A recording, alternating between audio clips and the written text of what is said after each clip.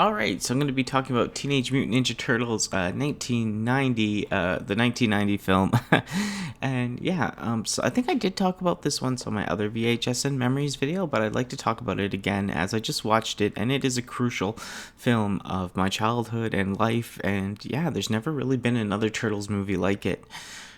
The tone, it totally reminds me of, it's kind of like the Dark Knight of Ninja Turtles, even though it is still more kid based and comedy based. It's like kind of the, more dumbed down version of that, but it's dark, it's gritty, it's kind of like the Dark Knight for Ninja Turtles, and it was the right Ninja Turtles. I mean, these aren't computer animated turtles in the show, it's people in costumes, and that's amazing, even though these actors were like hot as heck, and the stunt people were hot in the suits and almost dying from being in it, but oh my goodness, did it pay off. Jim Henson had his touch with these suits, and he didn't, right before his death, and yeah, he didn't even really want to help out with this, but he ended up helping out, and it went a long way. It was his Jim Henson's creature shop, yeah, so yeah, that's where the costumes were developed. Yeah, it was Jim Henson's Creature Shop. That's where the turtle costumes were developed. So it wasn't really by him, but it was by the shop and all that. So, yeah, the Teenage Mutant Ninja Turtles is a 90s American martial arts superhero comedy film directed by Stephen Barron, based on the fictional superhero team of the same name. The story follows Splinter and the Turtles and their meeting of April O'Neil and Casey Jones, and their confrontation with the Shredder and his Foot Clan. The film is an adaptation of the early TMNT Teenage Mutant Ninja Turtles comics, and the elements from the animated series going on at the time. Lots of stuff was pulled from that. So this film also became the highest grossing independent film of the time. So that's pretty cool. I remember this movie came out in 1990. I'm born 1986. I actually still remember seeing it in the theater. That's because my mom was like 21 years old at the time, and yeah, she took her 3-year-old kid to Ninja Turtles because I absolutely love the show. And it's weird, this movie actually came out on March 30th 1990, so that's my sister's birthday, March 30th, so it's kind of weird, but whatever. Yeah, it's kind of cool. But yeah, I went ballistic when I saw this movie. I was in shell. I had my shell on, I had my bandanas, I had all my weapons, nunchucks at 3 years old. They're plastic, right? But I remember like sitting in the seat, and you watch the beginning of the movie, and I was in the theater seat, and theaters were really big and weird at the time because I was only 3, and I was just like, with my mom, and I was just a little brainless little Turtles fan at the time, and I was so excited. You see the people, but once those turtles jump out of the shadows at the beginning, and you see the name Teenage Mutant Ninja Turtles and that music, and Leo jumps out front, and he's like, yeah, it's just awesome. Like it's just one of the greatest moments film in my life, because seeing that, like, yeah, I absolutely loved the cartoon as a kid. I remember even younger, like 2 and even like probably 1, seeing Teenage Mutant Ninja Turtles. Glad my family let me watch it at the time too, as a lot of families didn't let their kids watch Teenage Mutant Ninja Turtles at the time. It was considered a violent, hectic, overcarbed no, okay, people were talking about carbs back in 86, but not like they do today, but yeah, it was just like, it influenced bad eating habits, get that pizza every day type of stuff mentality, and yeah, saying words like radical and dude and awesome, and of course cowabunga, and there was violence and stuff in the show, but they didn't ever even though the Leonardo had swords, he only attacked foot soldiers that were robots. All the bad guys in the show that he used the swords on were robots, and yeah, so robots were getting slashed up, so poor robots. But yeah, it wasn't too violent, but but it made kids fight in the playgrounds. Kids would be beating crap. Kids would be beaten, kids would be beating up each other in the parks.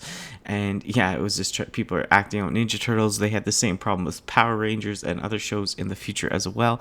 But yeah, I'm just happy my mom let me watch the cartoon, and seeing this movie for the first time brings back that memory. I can still remember being in that theater, the Paramount Theater, I think it was, and yeah, it was just such a crucial moment. I remember seeing my mom's face, and she was like laughing so hard at me because I was jumping on up and down on the seats, and like, there's other people in the theater, and I'm waving around my weapons, and I was acting like I kind of uncontrollably, but not like bad, just an excited like fan, excited turtle fan.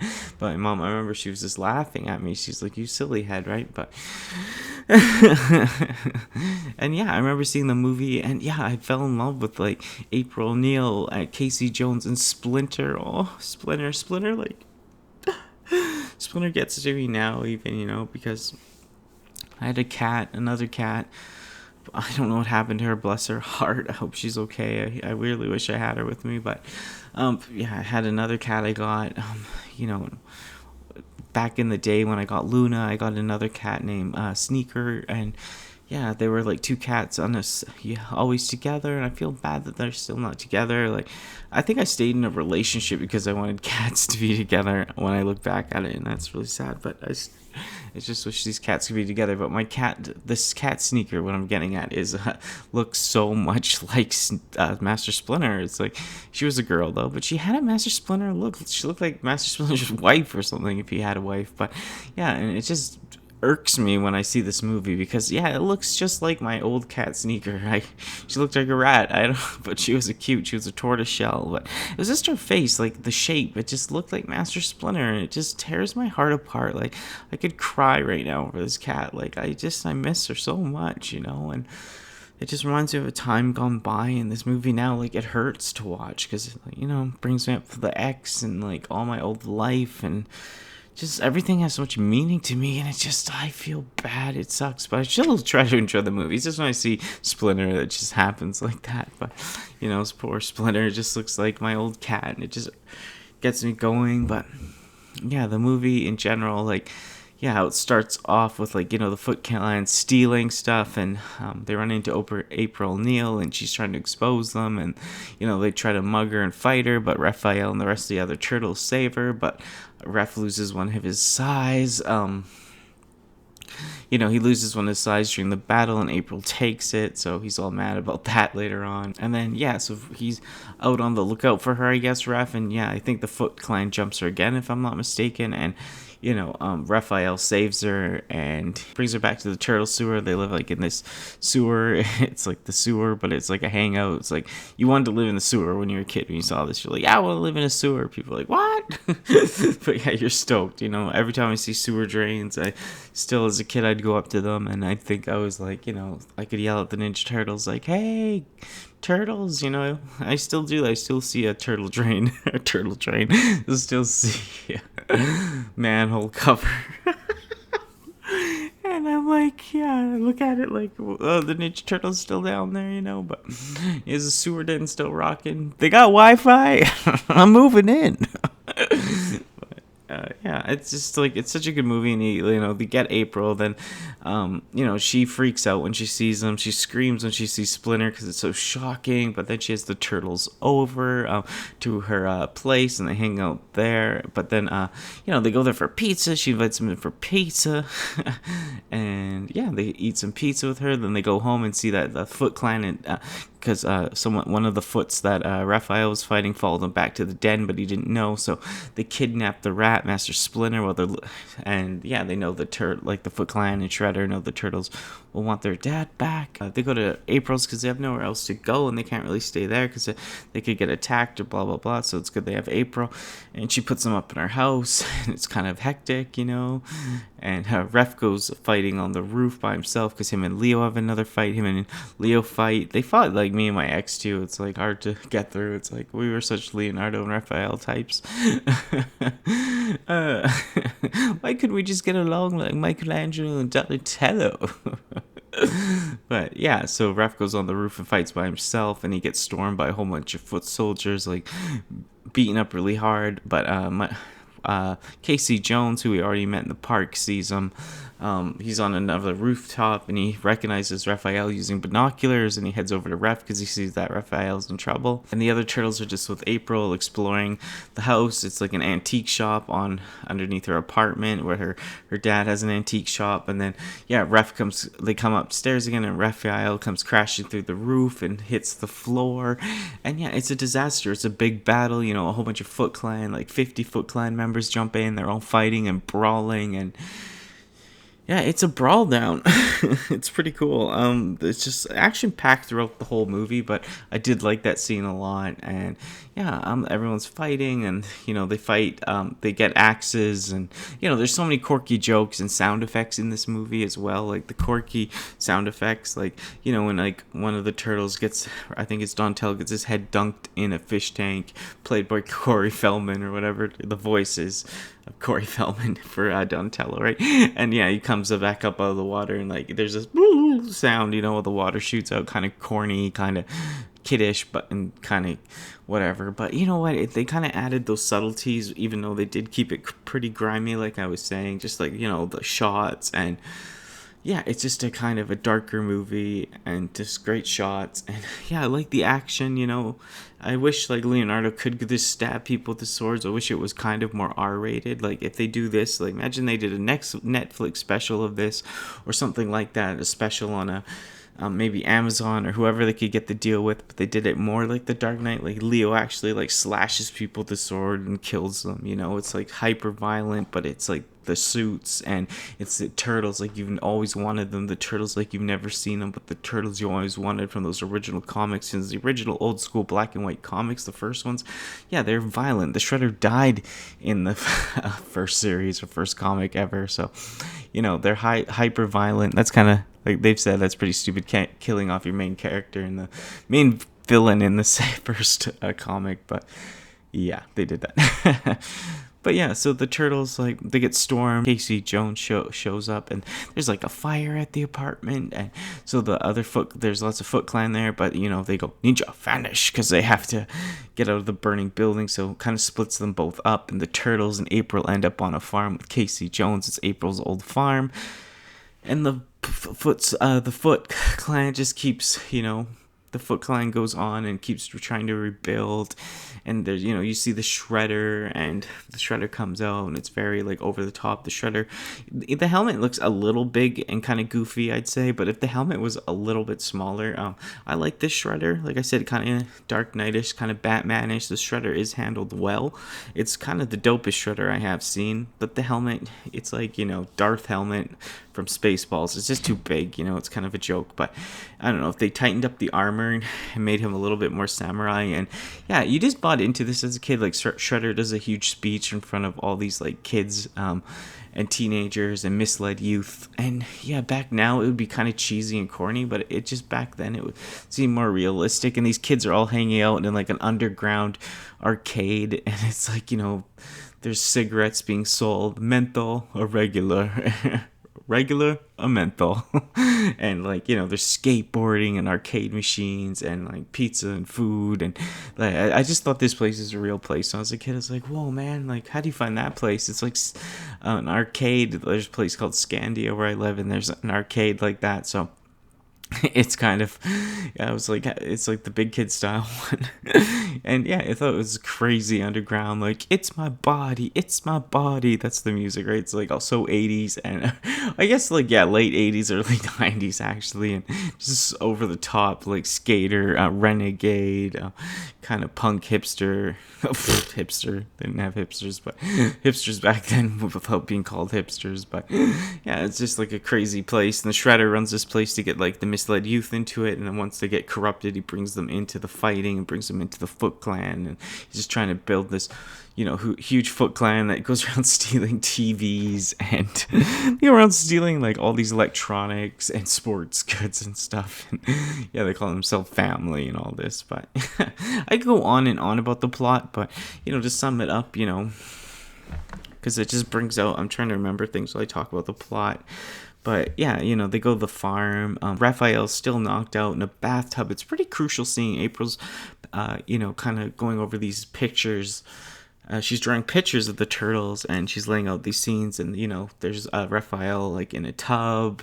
Donatello and Casey Jones are kind of bonding, but then Leo like shows this picture of Leo, and Leo, because he got in a fight with Raphael, he feels real bad, and his brother's almost dying in a tub. And that's what I mean, they just put him in a tub. like maybe he needed like some more medical attention than just being thrown in a tub with water because he's a turtle. But I mean, it works, but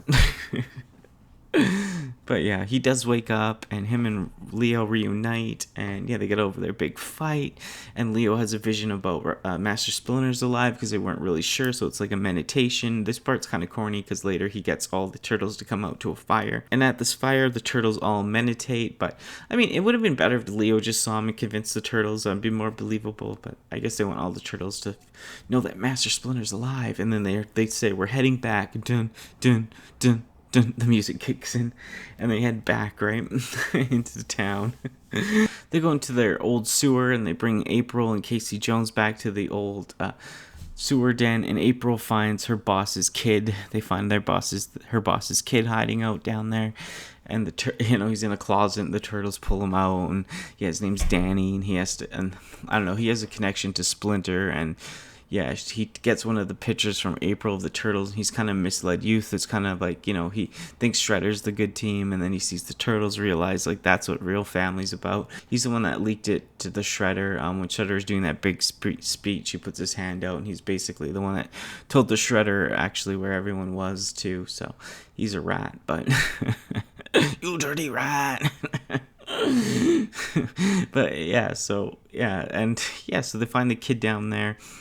And it's so funny at one point, because they're just getting ready to sleep and eat, have a little snack before bed and get to sleep. And I guess Casey Jones, Raphael's buddy, they say he's like Wayne Gretzky on steroids. He's kind of like a vigilante. He just wears like a hockey mask and has weapons on him, right? And runs around town trying to be like a very poor style Batman, saving the world, saving the people from robbers and stuff. But yeah, I guess he's scared of he's claustrophobic. He's scared of small spaces. I think Donatello says it to him, because he's like freaking out. He doesn't want to sleep in the sewer, and he's like, you're claustrophobic. He's in that weird voice he has, you're claustrophobic, or whatever. And Casey Jones in this 1990 movie, he replies, he's like, I've never even looked at another guy or another man or whatever that way. It's so funny. It's like, it's the 1990s. He thinks he means homosexual, but he's just calling him a claustrophobic. I just, for some reason, that line just really got to me. I thought that was really funny and corny, so... And then Danny goes back and he talks to Master Splinter. April's boss's son's kid. He goes back and he wants to talk to Splinter. So he's talking to Splinter, and he realizes that the turtles and Splinter are the good side. And then the Shredder approaches them, and Shredder instantly knows that he's lying and hiding something, right? So he gets the paper. He finds a paper that April drew, the picture of Leo, and I think he just instantly knows like the turtles are back. He sends the clan back to the turtle den, I think, and then he's in the car because he is claustrophobic because he's sleeping up top, and that kid Danny sneaks out at night and from the sewer, and Casey Jones trails him and follows him into that club with the underground hangout for kids and stuff. It sounds so bad, but the underground hangout. So they go under there, and Danny talks to Splinter and blah blah blah and gets caught, I think. But then Casey Jones sneaks in and starts helping Master Splinter escape, and Shredder's right hand man Tatsu sneaks in to stop Casey, and then there's a big fight under there, and then Tatsu almost kicks his butt, punching and kicking Casey a few times, knocking him a boot, and then Casey falls into some boxes and some old entertainment stuff that they've stolen. He sees a golf set, and he grabs one of the clubs, and he just like jabs the end of it into that Tatsu guy's stomach, and that guy's like, oh, grabbing his stomach, and then Casey just smashes him with the golf club, and he's like, I'll never call golf a dull game again. And he loves, so he's a fan of golf or whatever, because he's kind of like a sports nut. And they get Master Splinter out of there apparently, and there's a huge brawl now. All the foot soldiers are fighting the turtles in they storm the sewer, I think, again, and there's a huge brawl, and they take it up onto the street. They take it up onto this building top, which is pretty crazy, and they're all fighting, and the turtles all end up on this rooftop, and then, yeah, the Shredder jumps in. He just, like, kind of falls into screen, and it's like with heavy weight, and they're like, whoa, who is this guy? You know, they're all cracking these jokes. Like,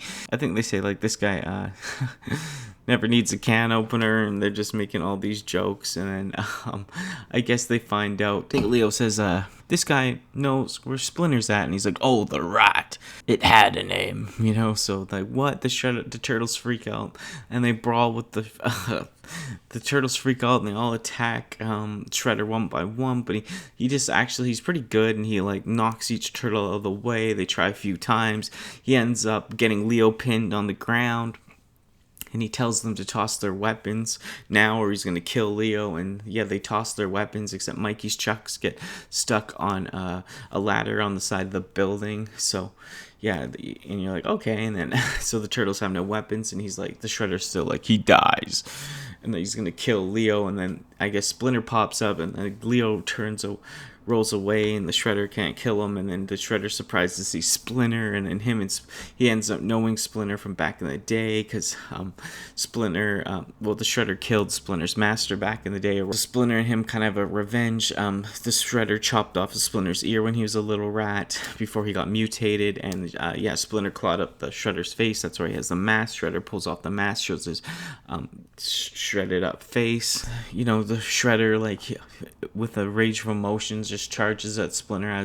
Yeah, Splinter's like at the top of the building, and the Shredder rushes him with the spear. And Splinter, because he taught the turtles how to fight, he's a master himself, and he pulls out the nunchucks that didn't fall down, and he twists them over and tosses Shredder over the side of the building, just holding on to the nunchucks, and they're holding on to the spear. So and he's giving this speech like to Shredder about how he won't die with honor, and then Shredder just throws a knife, and Splinter catches it, and Rokosaki's Shredder falls into a garbage truck.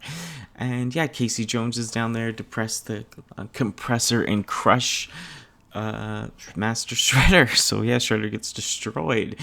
And I know I just and so you think, and there's other sequels, but in this Shredder just gets squished pretty much. And the other movies are good.